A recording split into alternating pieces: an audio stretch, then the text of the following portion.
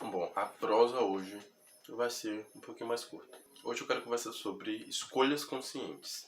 Quantas escolhas a gente tem que fazer todos os dias? Tipo, quando a gente acorda, escolher quando a gente vai acordar, que música a gente vai colocar no despertador, escolher quando eu vou tomar banho, o que é que eu vou comer, e a gente vai seguindo a vida assim até a hora de dormir, escolher que hora a gente vai dormir, enfim. Muitas escolhas a gente tem para fazer todos os dias.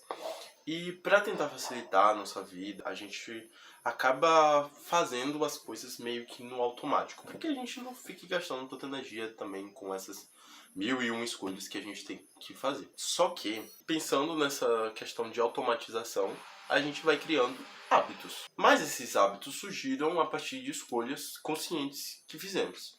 Então, vamos lá pegando esse gancho para falar sobre as escolhas conscientes. Eu achava, quando eu era menor, que quando a gente virava adulto, os adultos eles tinham uma vida assim muito pré-definida, sabe? Uma função específica que fazia com que a vida deles acontecesse de uma forma mais automática. Mas porque eu baseava muito na minha vida. Por exemplo, os meus afazeres era ir pra escola, fazer atividade da escola, e aí quando eu fui ficando maiorzinho, né, mais velho, algumas atividades domésticas, varrer a casa, lavar os pratos, e eu tenho um irmão, quem tem irmão sabe como é essas coisas, então a gente dividia tudo.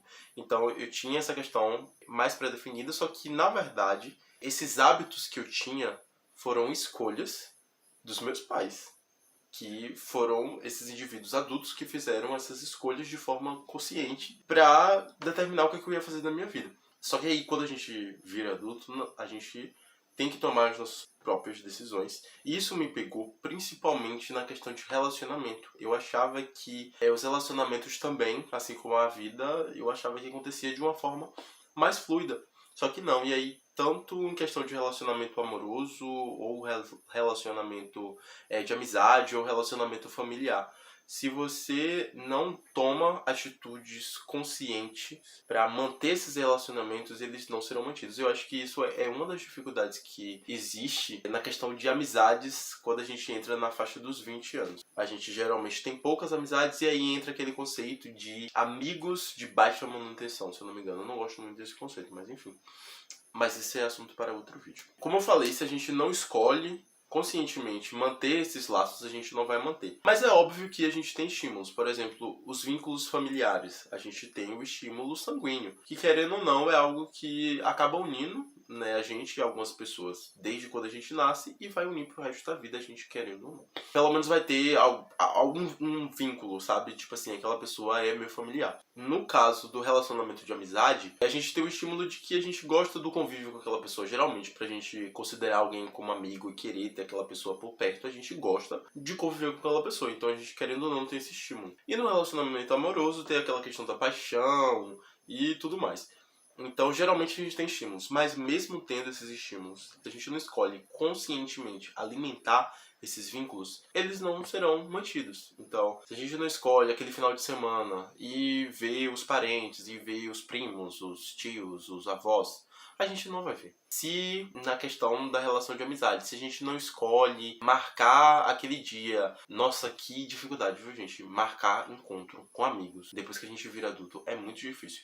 Mas se a gente não escolhe, sabe, conscientemente, não, galera, vamos ter que se esforçar aqui, vai ter que marcar esse dia pra gente se ver, a gente não se vê. Se a gente, na questão de relacionamento amoroso também, se a gente não escolhe conscientemente incluir aquela pessoa na nossa vida, na nossa rotina, marcar dias para ter dates, conversas diárias sobre como foi o dia, enfim, se eu não incluo essa pessoa na rotina, eu não crio o vínculo necessário para um relacionamento. Mas isso é assunto para outro vídeo também. Então é isso. Tudo precisa dessas escolhas conscientes. E a gente pensa que quando a gente escolhe não fazer, é como se a gente não estivesse escolhendo. Porque é mais fácil, por exemplo. Ou eu vou sair de casa para encontrar os meus amigos, ou eu vou ficar em casa. Pô, eu já tô em casa. É muito mais fácil eu continuar em casa. Não vou ter que me arrumar, não vou ter que pentear o cabelo, não vou ter que pegar algum transporte. Sabe? É muito mais fácil ficar em casa.